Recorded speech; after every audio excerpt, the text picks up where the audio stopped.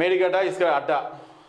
మేడిగడ్డ బ్యారేజీ కుంగుబాటు, దాని తర్వాత గోదావరి జిల్లాలో పూర్తిగా దిగువకు వదిలేసిన నేపథ్యంలో భారీ ఎత్తున ఇసుక మేటలు బయటపడ్డాయి. వెలుగు చూసిన ఇసుకను విక్రయించడం ద్వారా రాష్ట్ర ఖజానాకు పెద్ద ఎత్తున ఆదాయం సమకూరే అవకాశాలు మెండుగా ఉన్నాయి.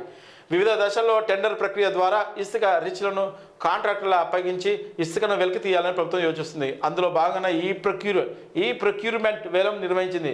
మేడిగడ్డ వద్ద 92 లక్షల పైచీలకు మెట్రిక్ టన్నులు ఇసుక అందుబాటులో ఉందని టీజీఎండీసీ అధికారులు అంచనాకు వచ్చారు.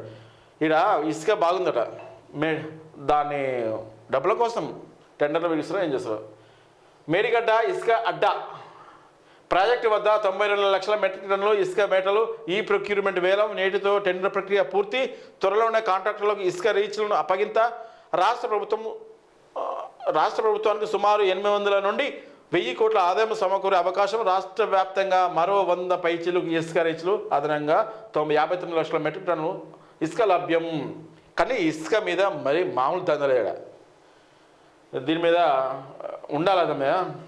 సన్న ఇసుకకు ఎక్కువ డిమాండ్ ఉన్న నేపథ్యంలో ఆయా రీచ్లకు ఇసుక అందుబాటులో ఉండేలా టీజీఎండీసీ అధికారులు ఏర్పాటు చేశారు. రాష్ట్ర వ్యాప్తంగా 100కు పైగా ఇసుక రీచ్లు ఉండగా అందులో ములుగులో 30, జయశంకర్ భూపాలపల్లిలో 18 ఇసుక రీచ్లు, పెద్దపల్లిలో 22, భద్రాద్రి కొత్తగూడెంలో 7, కరీంనగర్లో 14 ఇసుక రీచ్లు ఉన్నాయి.